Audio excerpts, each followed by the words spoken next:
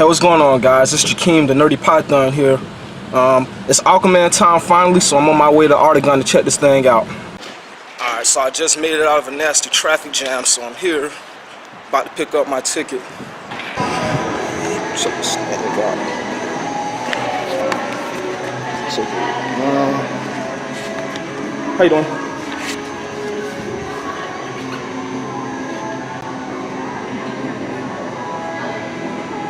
Got my ticket and I'm heading the hell out of here.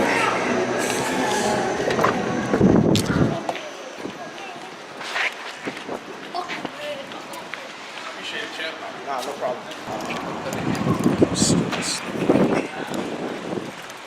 It's a full rainbow out today.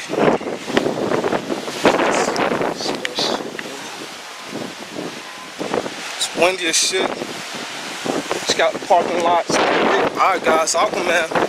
Time is here. Let's do it. Alright guys, so finally we get Aquaman. My initial thoughts was the movie was pretty good, about as good as a DC film will get from a structural and pacing standpoint. I had to put it more on par with Wonder Woman. It's not as good, but definitely one of DC's stronger films.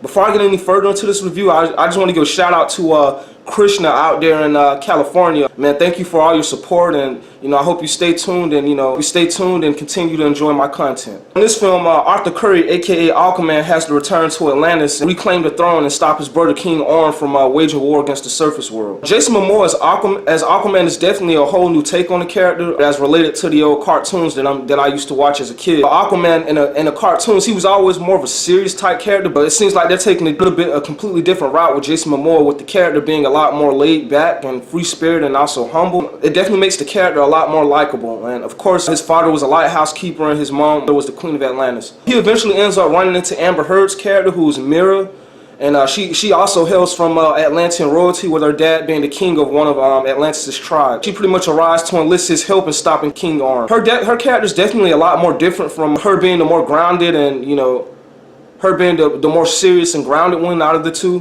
It definitely has that whole opposites attract vibe going on, and I think the chemistry was really great, and that they ended up definitely meshing together well by the end of the film. So Willem Dafoe plays Vulko, who is like an Atlantean counselor and also childhood mentor of Arthur's, who sends him and Mira on a mission to find King Atlan's trident. Slight spoiler, guys, King Atlan was the ancient king of Atlantis and, its original ruler. Patrick Wilson plays King Orm, who's Arthur's half-brother and the second son of Queen Atlantis. He pretty much assumes the throne, with the absence of the firstborn.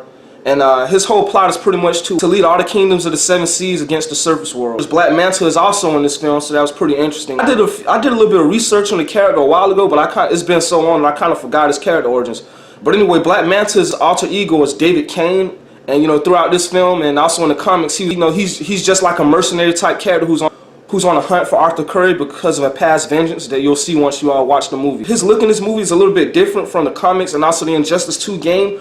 The suit is a lot bigger and bulkier. I just wish they had stuck with his original design, and I thought it would have been a lot better and also would have worked a lot better for the film. Then we also have Dolph Lundgren and Michael Beach, who play King Nereus and Jesse Kane respectively. I was actually real surprised to find out that the guy that played King Nereus was Dolph Lundgren, because we had just seen Dolph Lundgren return in Creed 2 as Ivan Drago, and he looked a lot different with the red hair, and if I hadn't done my research, I would have had no idea that was Dolph Lundgren. That was a really good job on the part of the makeup artist. Michael Beach is Jesse Kane, who was David Kane's father.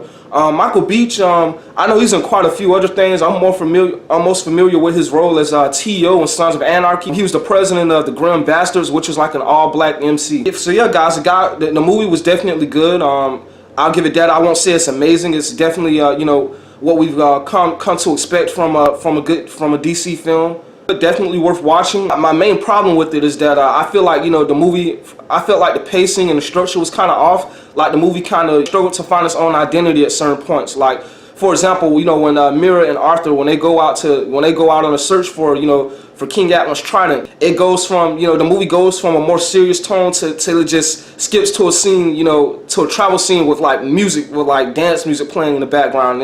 And it kind of caught me off guard. Like I was like, you know, that it just didn't fit the tone that we had going, you know, so far in the film. I'll give the movie a 3.5 out of 5 snake eggs. Definitely go see it. I hope you guys enjoyed this review. If you did, be sure to like, comment, and subscribe. And also, I have my links to my social media on my YouTube banner, guys. So feel free to hit me up personally on there. Just be sure to include your name and that you are a subscriber, so that I know who you are. If you have anything you want me to react to or any challenges for me, definitely feel free to share it with me, so I can go ahead and upload more content. With that being said, Nerdy Python is out of here.